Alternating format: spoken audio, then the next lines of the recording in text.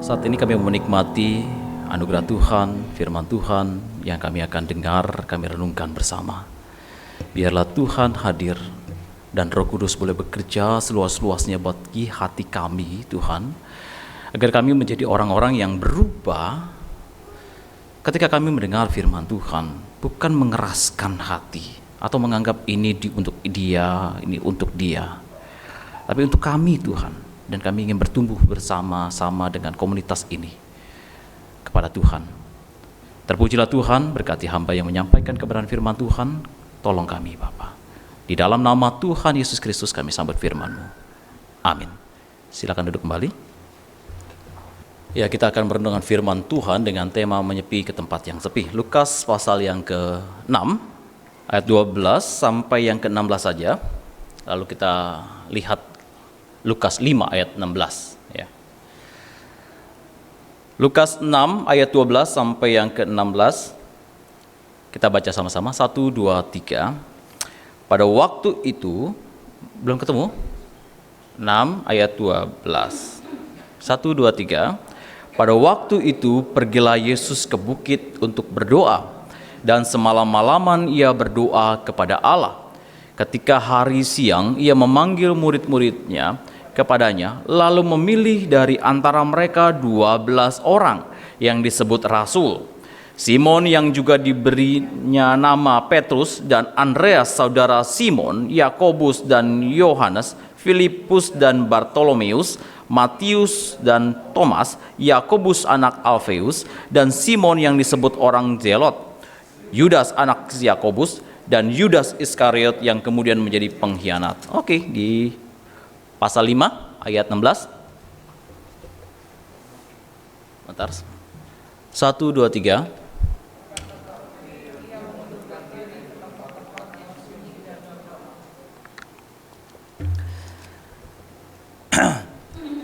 Nah, jemaat terkasih, pada hari Kamis lalu kita libur ya, benar? Kamis lalu libur. Dan saudara kita yang beragama Hindu itu merayakan Silent Days ya. Hari menyepi tanpa beraktivitas dan sunyi di wilayah Bali. Apa itu hari menyepi? Hari nyepi itu memiliki tujuan utamanya adalah memohon di hadapan Tuhan yang Maha Esa, katanya, untuk menyucikan buana alam atau alam manusia atau mikrokosmos, dan juga buana agung atau makrokosmos, yaitu alam semesta. Berhenti sejenak kesibukan. Dan ini adalah mirip ketika bangsa Yahudi menerima Sabat daripada Tuhan, yaitu tidak boleh melakukan pekerjaan pada hari itu ya, dan itu hanya untuk khususkan untuk ibadah. Hari nyepi, mereka mengerti, memahami bahwa bumi harus istirahat, manusia harus istirahat. Dan sebenarnya adalah sesuatu yang baik bagi kita, bagi alam semesta ini untuk beristirahat. Makanya mungkin Tuhan izinkan COVID ini terjadi. Ini mungkin ya, ini tafsiranku ya. Mungkin Tuhan izinkan COVID terjadi dalam dunia ini, yang bukan hanya Indonesia, bukan hanya Bengkulu, tetapi dunia, untuk memaksa manusia rest sejenak.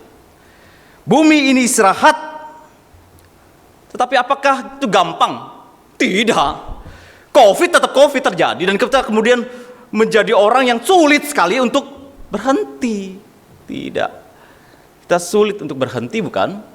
COVID tetap terjadi. Lalu kemudian kita pikirkan bagaimana caranya untuk tetap beraktivitas, ya. Bagaimana caranya kita bisa tetap sibuk. Itu hal yang baik memang. Tetapi saya kira bahwa kita memang harus peka dengan suara Tuhan.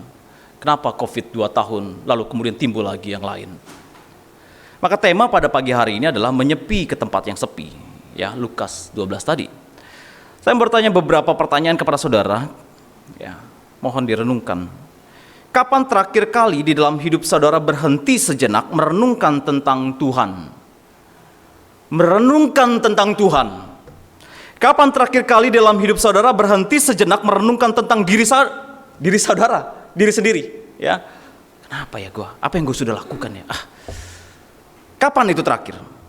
Kapan terakhir kali dalam hidup saudara berhenti sejenak merenungkan tentang gereja?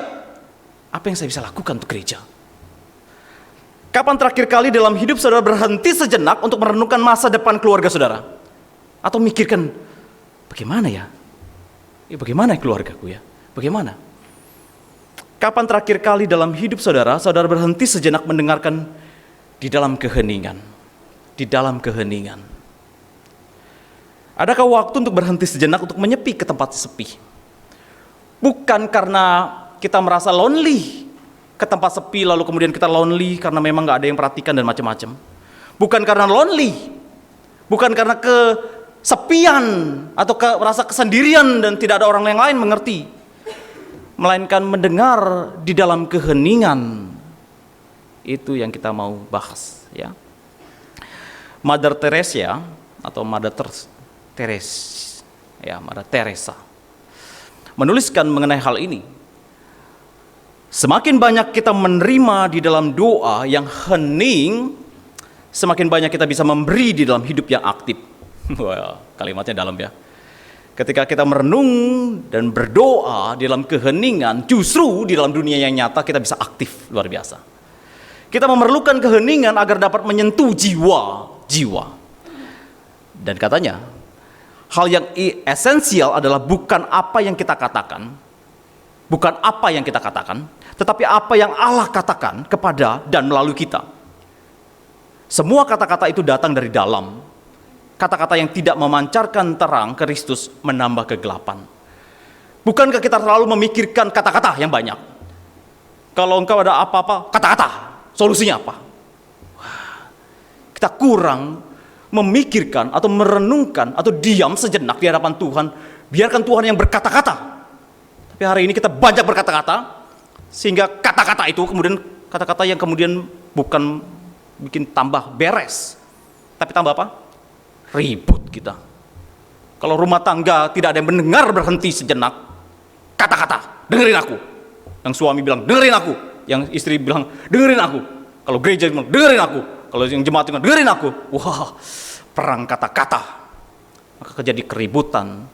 Berhenti sejenak. Bukan masalah kata-kataku, tapi apa kata-kata Tuhan di dalam hidup kita. Kita terlalu sibuk hari ini. Sibuk mengomentari ini, mengomentari itu. Mengomentari orang lain, mengomentari gereja, mengomentari dunia, mengomentari pemerintah kita. Terlalu banyak kata-kata. Tapi kita lupa diam di dalam keheningan dan apa yang Tuhan katakan kepada kita.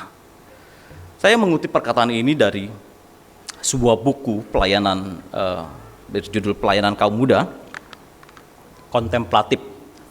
Ini mengenai tentang pelayanan pemuda yang kayaknya tuh pemuda itu harusnya aktif.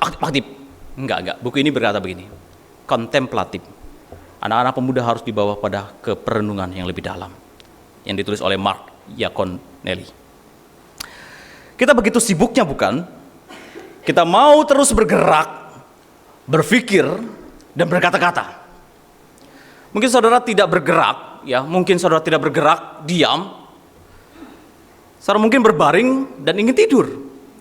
Namun bukankah pikiran kita terus bergerak liar, akhirnya habis malam gitu dengan kegelisahan. Memang tidak ada kata-kata di dalamnya, tetapi kata-kata di dalam otak kita. Kita berpikir begitu, sampai kemudian kita nggak bisa tidur semalaman.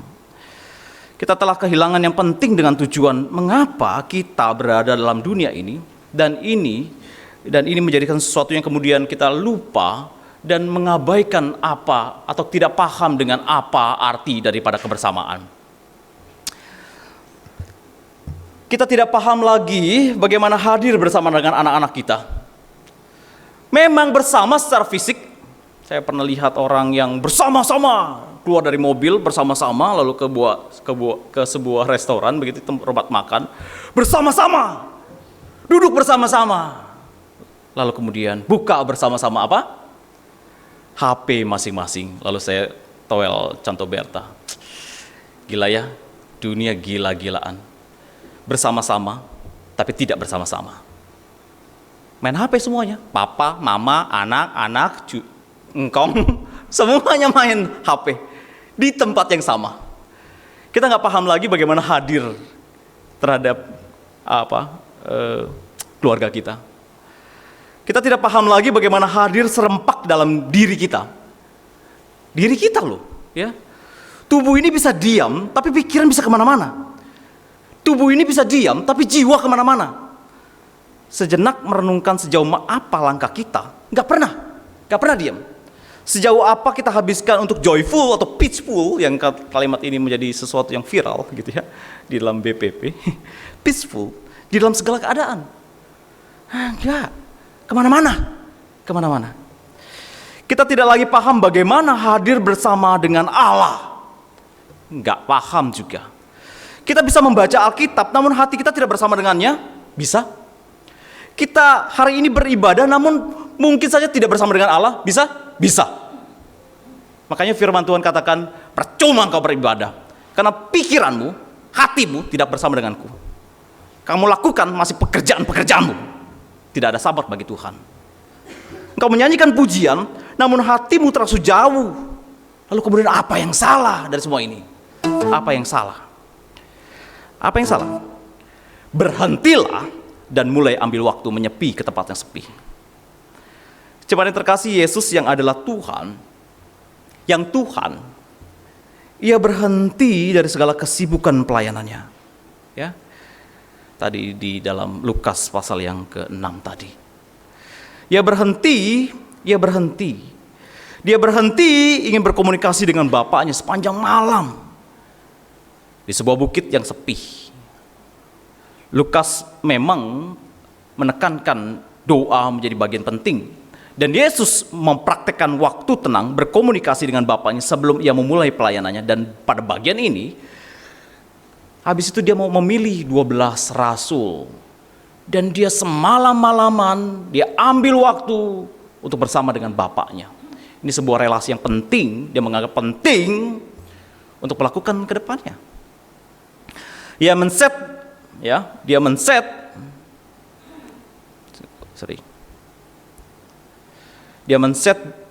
di dalam dirinya atau spiritual disiplin yang ketat. Yaitu apa? Solitude. Solitude adalah kesendirian. Bukan kesendirian yang terus-menerus. Ada orang yang menikmati kesendirian terus, sendiri aja. Saya nggak mau ke gereja lah, males lah. Bukan males sih, tapi lebih enak kayaknya solitude aja, sendirian. Bukan terus-menerus sendirian, namun juga bersama dengan komunitas orang percaya. Dan kemudian bukan hanya bersama-sama, tapi kemudian dilanjutkan oleh ministry, sebuah pelayanan. Ya. Nah, rasa-rasanya gereja sudah banyak meninggalkan untuk mengajarkan kepada jemaatnya ada waktu sendiri, alone with God. Gak banyak. Gereja lebih fokus bagaimana buat persekutuan yang banyak. Ini saya juga menyadari diri saya. Persekutuan yang banyak, kegiatan gereja yang segudang, dan pelayanan yang banyak. Agar apa? Agar jemaat jangan lari daripada gereja. Wow. Saya merenungkan bagian ini. Kadang-kadang bisa saya salah. Bikin ini, bikin itu. Buat apa? Buat jangan lari. Buat sibuk. Biar ada kumpul-kumpul, ya puji Tuhan, kumpul-kumpul, puji Tuhan. Kumpul-kumpul tak bermakna, itu sama aja pembohongan. No. Saudara suka dengan kegiatan, benar? Suka banget ikutin kegiatan perkantas, kegiatan PMK, dan macam-macam lah. Banyak. Salah? Tidak. Tapi itu adalah cara iblis bisa saja memakai itu. Agar apa? Kau terlalu sibuk, dan kamu terlalu bangga dengan hal kegiatan-kegiatan itu. Kumpul, gereja ikutan, buat sibuk. Dan itu adalah bagian cara iblis untuk kita tidak melakukan tanpa relasi. Iblis senang sekali bahwa kita semua pelayanan, oke, sibuk, tanpa kemudian punya relasi, berhenti sejenak di hadapan Tuhan. No, terlalu banyak aktivis yang saya dapati, gak punya waktu teduh baik, tidak ada waktu untuk diam. Semua nggak bisa diam, berpikir terus. Nggak ada kata-kata Tuhan yang kemudian didengar dengan jelas. Hanya kata-kata pelayanan. Saya bukan orang yang nggak sibuk. Saya sibuk. Sampai kadang-kadang makan itu bisa terlambat. Kadang-kadang bisa pulang bisa malam banget. Kadang-kadang pagi sudah harus bangun dan cepat-cepat harus mengerjakan ini dan itu. Saudara, saya tidak mengatakan sekali lagi bahwa persekutuan itu tidak benar. Benar. Karena disitulah kita belajar mempraktekkan kasih kepada saudara seiman. Ya. Saudara, saya tidak mengatakan bahwa banyaknya pelayanan itu tidak boleh. Boleh. Namun kalau pelayanan itu hanya pada batas menguras tenaga agar menjaga saudara tidak lari dari gereja ini, maaf, saya katakan gereja telah salah mengajarkan jemaatnya untuk terlalu sibuk. Makanya beberapa kali saya bilang sama BPP kalau terlalu sibuk boleh ngobrol gitu ya, jangan sampai kemudian menguras tenaga. Ya. Terapkan disiplin ini, solitude, community, dan ministry. Apa yang lebih dahulu? Kesendirian, pengasingan diri dulu, baru kemudian komunitas, baru kemudian ministry. Jangan kemudian kita menekankan pelayanan dulu. No, gak beres, keributan yang terjadi. Oh, komunitas, pokoknya banyak komunitas. Komunitas tidak pernah bisa diharapkan. Karena komunitas akan berubah. Benar? Berubah. Gereja ini akan berubah? Berubah. Maka yang penting adalah bagaimana melalui kesendirian. Alone with God. Ambil solitude. Dan terkasih, jika kita tidak berani mengambil keputusan dalam hal ini, kita tanpa sadari, jika saudara semakin sibuk, sampai tidak kenal istirahat, lambat laun akan membunuh kehidupanmu. Bukan hanya hidup rohanimu, tapi jasmanimu pun bisa mati.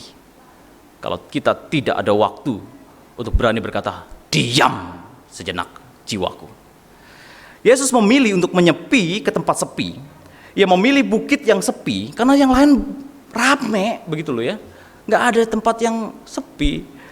Lalu kemudian kita tahu bahwa Tuhan Yesus mengambil waktu untuk ke Taman Getsemani. Waktu ia bergumul yang amat dahsyat bahwa dirinya akan menghadapi penderitaan, disiksa, dicemooh, diludahi, dianggap gila, tidak dianggap, dikhianati oleh murid-muridnya, ditinggalkan. Dia cari apa? Aduh, nggak ada yang bisa diharapin. Dia alone with God. Dia bersama. Yesus menyepi ke tempat sepi agar melalui keheningan itu ia bergumul bersama dengan Bapa. Ya. Kurang apa dia? Kurang apa? Kurang menderita apa dia? Lalu kalau kita sudah menderita, rasa-rasanya kita kayaknya sendirian. Alone with God, ambil waktu untuk menyepi, saudara. Saudara, istirahat, berhenti sejenak bukan sesuatu yang memalukan. Bukan. Bukan sesuatu yang kurang maco. Waduh, badan gede tapi cengeng. Bukan kurang maco. Saudara, Allah pada kisah penciptaan dikatakan 6 hari. Allah menciptakan segala sesuatu di Kejadian pasal 2 ya.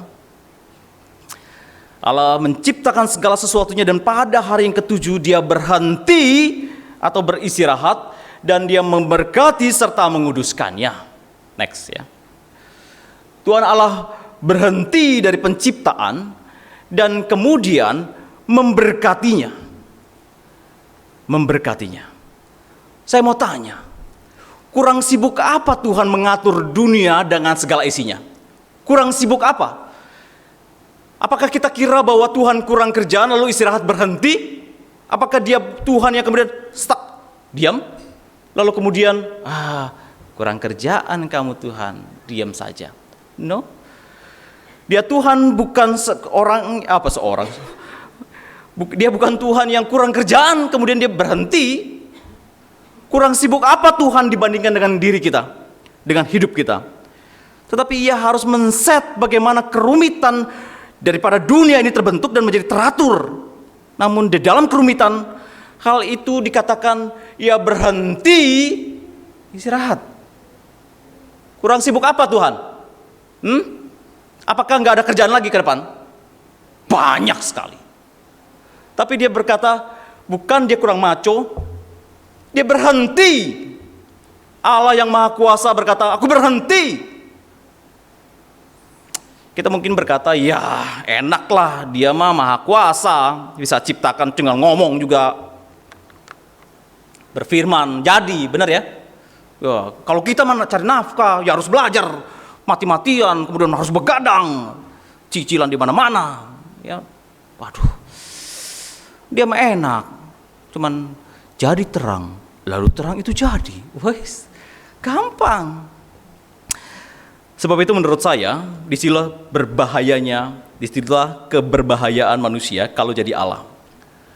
Pendeta Joshua Lee ya mengatakan begini, kalau kita seperti Allah yang besar, yang penuh dengan kuasa, yang setiap kali perkataannya, firman-Nya itu kemudian jadi, saya rasa kita tidak pernah akan berhenti, karena kita tidak tahu apa itu artinya cukup dan tidak rasa cukup.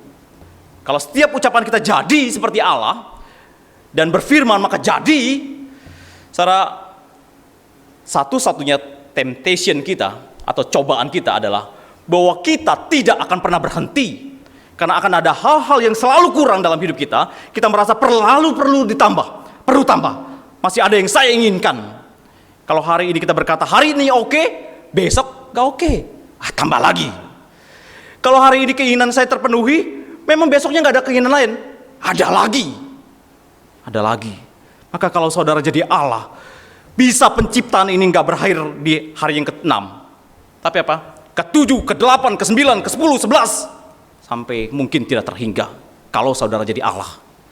Karena tidak pernah bisa melihat cukup kebaikan Tuhan. Bayangkan dunia jadi apa kalau saya dan saudara jadi Allah. Maka Tuhan mengatakan setiap menyelesaikan penciptaannya, Ia melihat segala yang dijadikannya itu apa? Sungguh amat baik. Next. Mengapa kita tidak pernah benar-benar berhenti? Ini ada beberapa saya kasih lihat ya. Setiap Allah menciptakan, Dia mengatakan, Allah melihat bahwa semuanya itu baik. Allah melihat semuanya itu baik.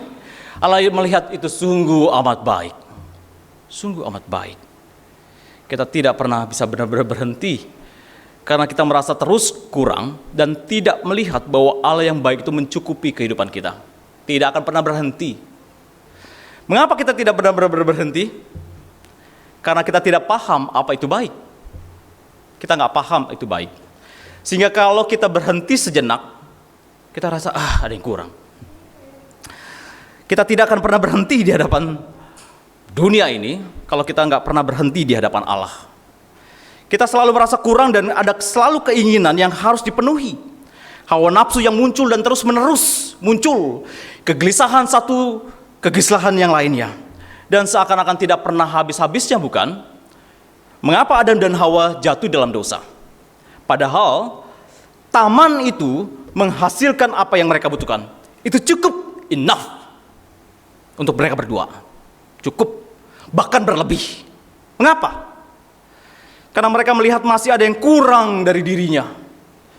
Kurang berkuasa seperti Allah, kurang dipandang kalau tidak memiliki keindahan itu, kurang dianggap kalau tidak memiliki sesuatu benda, kurang dipandang kalau nggak pinter, jadi harus terus belajar, kalahkan orang lain. Kita kurang dan sangat susah berhenti kalau saya dan saudara tidak memiliki hati yang grateful, bersyukur pada Tuhan. Gak akan pernah bisa berhenti. Siapa yang bisa menghentikan kita? Adam dan Hawa cukup, bukan? Kenapa dia terus cari?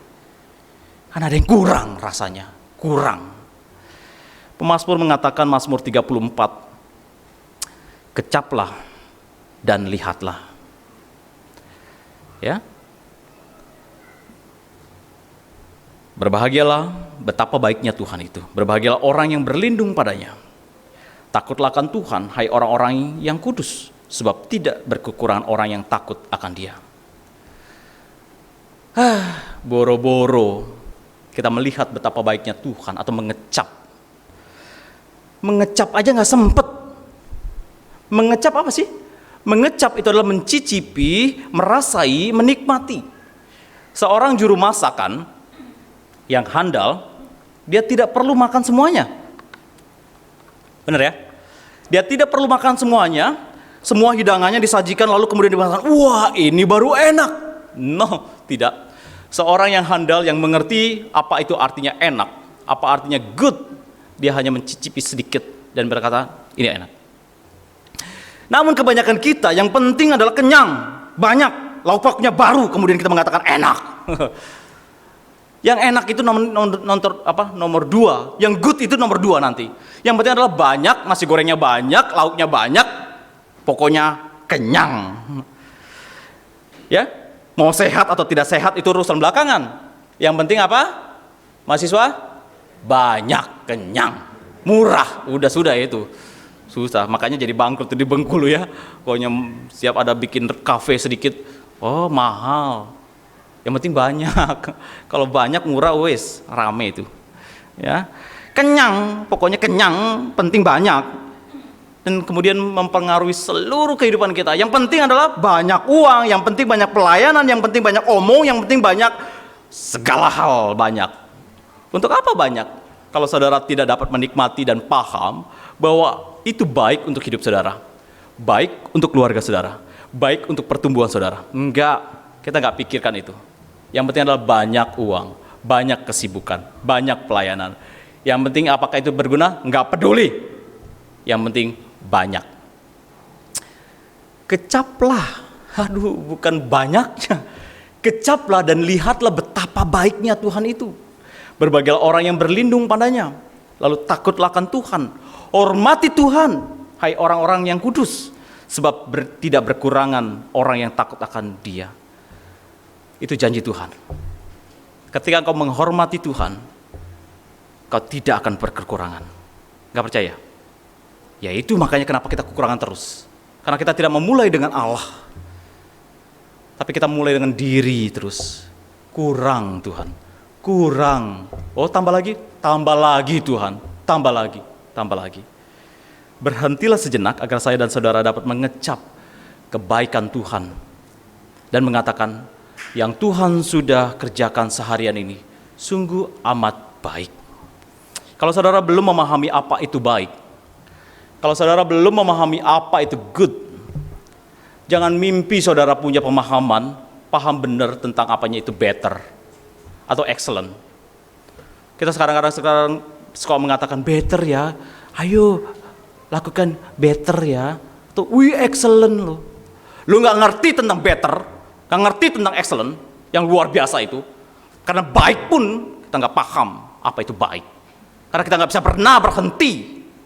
Kalau anak kemudian dapat nilai misalnya ya 7, better ya, besok 8 ya, terus besok harus 9 ya, 9, kemudian besok harus 10 ya, 10, 11, 11 ya, 12, mati tuh anak. Karena kita nggak memahami apa namanya baik. Better, apa itu better? Karena baik pun kita nggak paham kok. Berapa banyak yang kita mengatakan bahwa aku kaya? Kaya seperti apa? Baik apa? Pinter apa? Kita nggak pernah memahami dan kita nggak pernah akhirnya merasa cukup. Dan kita tidak akan pernah berhenti. Saudara, sebagai hamba Tuhan, saya kadang-kadang khawatir, bercampur gembira. Khawatir bercampur gembira, ini sesuatu komplikasi yang aneh ya. Kalau ada jemaat yang berkata begini, contoh, puji Tuhan, toko saya diberkati. Puji Tuhan, amin, amin. Contoh, puji Tuhan, jualan tambah banyak, ya, kue tambah banyak ya Bu ya, banyak semuanya. Puji Tuhan, kalau pemasukan bertambah. Puji Tuhan, kue yang saya bikin sekarang lokal dari Bengkulu sekarang ekspor ke Palembang, ke Linggau dan macam-macam. Puji Tuhan. Oh, tambah pesanan tambah banyak ya. Tambah nilainya tambah banyak juga. Senang nggak? Senang nggak, Bu Daud? Senang. Yang mahasiswa senang nggak kalau nilainya bagus? Senang ya, senang. Masa sih nggak senang? Namun, hati-hati. Artinya bahwa saya dan saudara tidak akan pernah bisa berhenti dalam hal ini. Kenapa? Karena akan banyak urusan di depan. Karena akan banyak kesibukan. Dan ini adalah sesuatu yang kita pikir adalah kewajaran dan tidak apa-apa. Tenang, yang penting gereja dapat persembahan. No, saya bicara tidak. Ini ketika saya merenungkan bagian ini aku nangis. Kenapa nangis? Karena betapa pecundangnya kita dan kurang ajarnya kita ketika berkat Tuhan melimpah dan kita mengatakan kayak sogok Tuhan. Sorry, memang gereja ini defisit dalam hal keuangan, tapi saya nggak mau mengajarkan jemaat untuk begitu. Oke, paham ya? Saya tuh cuma ngajak, ayo ketemu dengan Tuhan, punya relasi dengan Tuhan. Memang gereja mengalami hal yang tidak baik secara keuangan, tapi kami terus berjuang untuk tetap didik. Jarang sekali aku bicara tentang uang, bukan di mimbar ini, benar gak? Atau tolong rekaman, saya jarang sekali bicara tentang uang. Karena uang itu bisa membuat Anda tidak pernah berhenti, tidak pernah merasa cukup. Maka di dalam berkat itu bisa membuat Anda, aku tidak bisa akan berhenti. Karena sibuk, wajar dong contau, bener. Udahlah, uruslah dengan Tuhan lah. Karena saya nggak bisa berkata-kata lagi. Hati-hati dengan berkat. Karena dengan adanya berkat mungkin saudara akan berkata, saya tidak akan berhenti menyepi. Tidak. Saya tidak punya waktu untuk menyepi. Kalau kita tidak punya waktu untuk berhenti, kita sebenarnya tidak akan pernah mengalami pertumbuhan. Tidak akan pernah. Karena kita hanya akan menjalani pola yang terus berulang dan berulang aja. Kita kayak lingkaran setan. Kemungkinan besar kita tidak pernah akan merasakan Tuhan memimpin kita. Karena kita merasa bahwa semua keberhasilan adalah karenaku, usahaku. Nilai yang baik itu karena saya pinter, usaha. Gimana Tuhan? Tuhan ada di balikku, di belakangku. Karena aku yang maju. Berhenti sejenak. Sebab Tuhan yang memimpinmu. Sudah mengerjakan apa yang baik bagimu. Berhenti. Karena kita perlu appreciate. Appreciate apa? Appreciate dulu kebaikan Tuhan. Berhenti sejenak. Sadari bahwa Tuhan baik. Appreciate dulu kebaikan Tuhan. Berhenti. Karena berhenti bukan berarti tidak ada berkat Tuhan. Bukan. Mazmur mengatakan, sia-sialah kamu bangun pagi-pagi dan duduk sampai jauh malam, dan makan roti yang diperoleh dengan susah payah, sebab ia memberikan kepada yang dicintainya pada waktu apa? Pada waktu kerja? Pada waktu bobo. Tetap senyum. Ada banyak orang yang hari ini diberkati oleh Tuhan, tapi gelisah sekali. Maka ada pepatah mengatakan, kamu bisa beli ranjang yang empuk mahal, tapi kamu tidak bisa membeli tidur yang nyenyak. Saya pilih lebih baik miskin daripada kaya tapi tidak bisa tidur, ribut tiap hari. Saya lebih pilih miskin, bisa tidur nyenyak, sampai ngorok, sampai air mengalir sampai jauh, begitu ya. Acah kemana-mana begitu. Luar biasa anugerah Tuhan. Tuhan memberkati ketika engkau tidur, ada waktu bekerja, ada waktu berhenti. Berhentilah saudara, sebelum engkau dihentikan oleh Tuhan.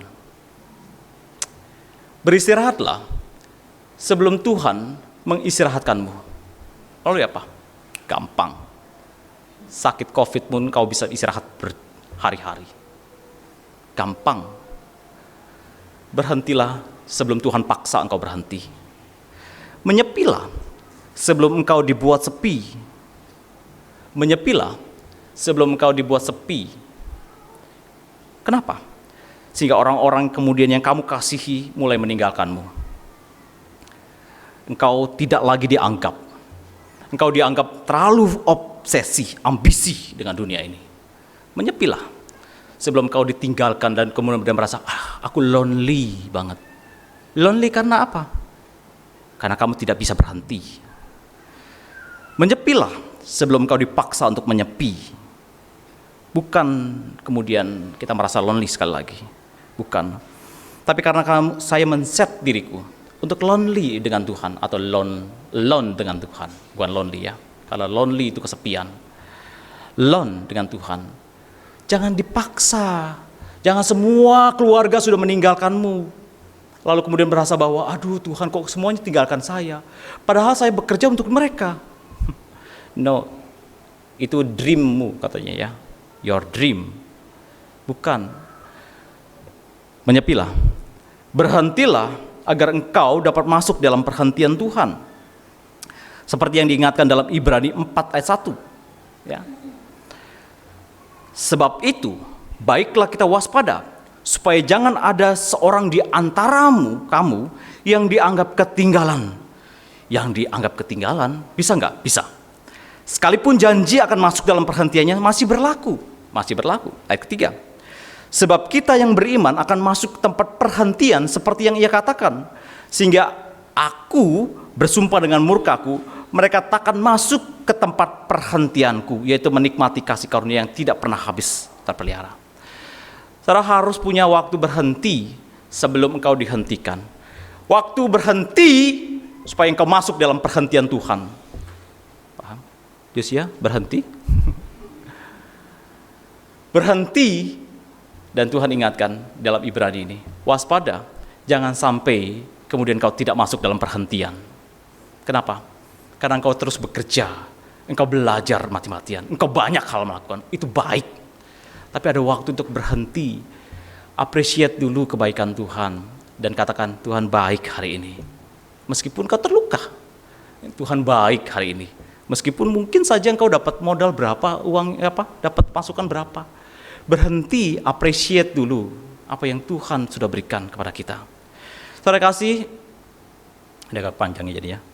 Tuhan merancangkan sesuatu yang indah dan kelimpahan, dan ia tahu bahwa kita tidak akan pernah benar berhenti. Sebab itu bangsa Israel sebelum masuk ke tanah Kanaan, Musa menerima 10 perintah Tuhan dalam Keluaran 20 dan Ulangan 5 ya. Hukum 1 sampai ya hukum keempat, hukum yang mengatur urusan tentang Tuhan di hadapan Tuhan. Hukum 5 dan 10 adalah hukum yang mengatur urusan sesama manusia. Setelah dengan Tuhan, lalu kemudian orang yang terdekat, yaitu apa? Hukum kelima apa? Apa ya, Memo? Hukum kelima, hormatilah ayah dan ibumu. Urusan dengan Tuhan 1 sampai 4, lalu orang yang terdekat siapa? 5, ibu. Lalu kemudian 6, apa? Jangan membunuh sesamamu. Dan bla bla bla. Saudara, kalau engkau memenuhi hukum bersama dengan Tuhan, yang pertama engkau harus memenuhi bersama dengan Tuhan, baru kemudian baru mamahmu. Kalau kita tidak pernah berhenti, maka kita tidak bisa menghormati orang tua kita. Karena orang tua kita mungkin kita terlalu sibuk dengan diri kita, lalu kita mengatakan, Mam, oke, baik-baik aja, oke, bye-bye lah. Kau tidak hormati orang tuamu. Kenapa? Karena kita merasa udah kaya. Dan itu terjadi dalam keluargaku. Paham? Ini saya sharingkan bukan mempermalukan keluarga. Kadang-kadang kita sibuk dengan segala urusan kita, lalu kita lupa ada orang tua di samping kita yang kita harus hormati. Tapi kita tidak dapat menghormatinya dia. Kenapa? Karena kita tidak mampu berhenti sejenak untuk fokus kepada Tuhan. Saya mengutip perkataan pendeta Lee lagi mengenai hal ini, bahwa hukum 6 urusan dengan orang lain, dan kau harus menjaga orang lain. Kenapa kita tidak pernah berhenti? Karena kau mau membunuh orang lain, kamu gak pernah berhenti membunuh pasanganmu, karena kita semua saling ngomong tanpa berhenti. Hukum ke-7, jangan berzina. Kamu harus menjaga kehormatan orang lain. Kenapa kita tidak bisa menghormati orang lain? Karena kau tidak berhenti sejenak. Bagaimana menghormati? Hukum ke-8, jangan mencuri. Kita harus menjaga milik sesama kita. Kenapa kita harus mencuri? Karena kita tidak pernah berhenti appreciate kebaikan Tuhan. 9, jangan mengucapkan saksi dusta. Jangan berbohong kepada sesamamu, jangan bergosip. Kenapa kita bisa bergosip? Karena kita tidak mampu untuk berhenti menghentikan ucapan kita. Kita suka dengan terus-terusan. 10, jangan menginginkan milik orang lain. Kenapa? Karena kita tidak mampu berhenti di hadapan Tuhan dan merasa cukup Tuhan. Dan kalau tidak merasa cukup, maka yang terjadi adalah hukum 10. Ingin terus, curi terus. Ya. Kalau saudara dan saya tidak mau berhenti untuk sejenak menyepi, solitude, maka hukum ke-5 sampai 10 itu sukar kita akan lakukan. Karena pertengkaran, iri hati, tidak merasa cukup, konsep diri yang mau dihormati selalu, tidak akan pernah cukup dengan 1 istri, 2 istri, 3 istri, 4 istri, nggak akan pernah cukup. Tidak akan cukup dengan istri sendiri, tidak cukup dengan milik orang lain, sehingga menginginkan barang orang lain. Kita tidak akan pernah berhenti. Cukup. Maka bangsa Israel dikatakan stop, berhenti dulu. Sahabat bagi Allah. Karena nanti urusan menjadi bangsa, kamu akan sibuk membangun rumah, membangun ladang, membangun sistem perundangan, sibuk dengan segala macam tetek bengek. Maka sebelum dia masuk ke tanah Kanaan, dia hukum dulu, hukum Taurat. Karena aku tahu kamu tidak akan pernah bisa berhenti. Meskipun itu berkat Tuhan. Tanah Kanaan kan berkat Tuhan. Tapi Tuhan tahu bahwa engkau tidak akan pernah berhenti bangsa Israel. Kamu terus cari. Maka cari terus. Berhenti dan menyepilah. Buatlah deal dengan Tuhan, Sang Penciptamu. Uruslah masalahmu dengan Tuhan. Bukankah Ia kemudian bertindak bagimu? Berhenti berpikir ruwet. Berhenti berpikir bahwa engkau mampu menyelesaikan semuanya. Berhenti sejenak dari hidupmu yang hanya mementingkan kekenyangan perutmu. Berhentilah sebelum Ia menghentikanmu. Engkau lelah, capek, lelah, studi capek, kerja capek, capek, pelayanan capek, capek saya juga. Karena pikiran terus berputar. Matius 11 mengingatkan kita, ayat 28, marilah kepadaku semua yang letih, lesu, dan berbeban berat. Aku akan memberikan kelegaan kepadamu.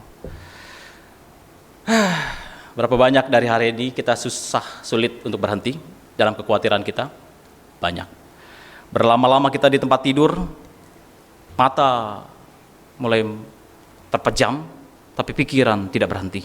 Maka orang banyak hari ini insomnia, ya. Sulit untuk tidur. Lalu kemudian mereka gunakan obat penenang agar dipaksa untuk tenang. Nanti sebentar lagi dipaksa Tuhan untuk tenang selama-lamanya. Mau begitu? Jangan. Katanya jangan. Tapi memang kamu gak pernah mau berhenti. Aku hentikan. Setelah saya mengalami beberapa waktu yang lalu, saya mencoba untuk memakai pikiranku untuk terus memikirkan strategi pelayanan dalam masa pandemi ini. Gak mudah, teman. Mata sudah merem, tapi pikiran merajalela. Gimana ini? Bagaimana Tuhan? Bagaimana Tuhan? Tidak mudah, Tuhan. Bagaimana memperhatikan jemaat, bukan hanya sekedar bertanya apa kabar, begitu ya. Saya tidak terlalu suka basa-basi dengan pertanyaan yang basi. Apa kabar? Karena setiap saya bertanya, itu saya gumulkan dulu. Ketika saya bertanya apa kabar, maka saya harus siapkan waktu untuk kemudian melanjutkan pertanyaan apa kabar, lalu kemudian hal-hal yang rohani. Saya harus pastikan saya tetap memberikan waktu untuk saudara, berjalan bersama saudara dalam pergumulan itu. Jadi ketika saudara bertanya, aku kesulitan, memang saya berhenti untuk itu? No, tidak, aku memikirkannya, solusinya apa. Dan lalu kemudian aku tanya Tuhan, apa yang harus saya bisa lakukan. Maka tidak pernah berhenti. Maka saya nggak ada jemaat-jemaat, kan mungkin saya tanya jarang sekali apa kabar. Karena memang harus saya siapkan hati untuk bergumul bersama. Kadang-kadang ada orang-orang yang basa-basi, tapi tidak menolong apa-apa. Sampai kadang saya harus mempersiapkan firman Tuhan, yang ini saja, ini 2 hari ya. Kerumitan banyak hal. Saya kadang-kadang benar-benar harus belajar berjuang untuk berhenti untuk memikirkan saudara. Ya, boleh nggak? Boleh. Dan itu saya lakukan pagi. Saya harus berhenti untuk memikirkan gereja. Iya, karena harus memikirkan Tuhan. Bagaimana Tuhan berbicara sama saya. Tarik nafas dalam-dalam dan katakan, saya butuh Tuhan. Tolong saya dan bicara kepada aku ya Tuhan. Makin saya sibuk, makin saya sadari saya perlu menyepi untuk dapat mendengar suara Tuhan dalam keheningan. Karena setelah saya berdoa dalam keheningan, setelah saya berkata amin, saya memasuki zona peperangan rohani. Dan terlalu banyak urusan yang memakan ketenangan kita, kegelisahan. Itu kenapa saya butuh Tuhan. Karena ketika saya berkata amin, di situ sudah mulai ramai sekali.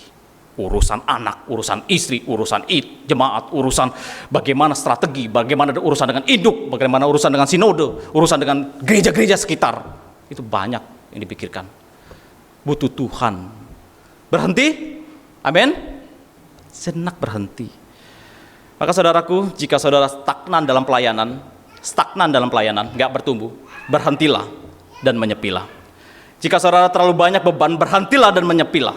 Jika saudara bekerja namun tidak mengalami pertumbuhan, berhentilah sejenak dan menyepilah. Jika saudara letih lesu dengan hidup saudara, studimu, keluargamu, menyepilah dan hampirlah Tuhan yang mengatakan, marilah kamu yang letih lesu dan berbeban berat. Aku akan membuat kamu lega. Dan gereja hari ini mengajak kita serius dalam self-reflection. Saat teduh tiap-tiap pagi, berhenti sejenak untuk dengar Tuhan dalam keheningan. Maka pilihan ada selalu pada kita. It is time to your choice, ya. Ada dalam kalau 99 mengatakan time to coffee break, 30 minutes maybe, Ya, every day harusnya kita gunakan. Kalau hidup kita 24 jam, boleh nggak kita berhenti sejenak? 30 menit, boleh? Boleh nggak? Nggak mau berhenti? Paksa berhenti loh. 24 jam Tuhan berikan, 30 menit untuk Tuhan, merenungkan secara dalam, jangan lagi buka HP ini dan itu, boleh? Boleh? Berhenti? Nggak mau, contoh, karena banyak urusan. Anda terlalu sombong, karena merasa bahwa dirimu bisa hidup tanpa Tuhan. Mari kita berdoa. Bapa Surgawi, kami sadar bahwa kami adalah manusia yang merasa kurang, dan kami tidak berhenti. Tapi Tuhan menunjukkan bahwa dalam penciptaan Engkau begitu luar biasanya kuasa, tapi Engkau mengatakan, aku berhenti dari pekerjaan dan lalu melihat segala sesuatu baik. Engkau mengapresiasi apa yang Kau sudah lakukan, Tuhan. Dan biar setiap umat-Mu tahu bagaimana menghargai apa itu kebaikan. Karena baik bagi Tuhan, itu pasti baik buat kami. Tolong kami Tuhan, karena dunia memaksa kami bekerja tanpa melibatkan Tuhan. Pelayanan tanpa melibatkan Engkau. Kami mohon belas kasihan Tuhan. Di dalam nama Tuhan Yesus Kristus. Amin.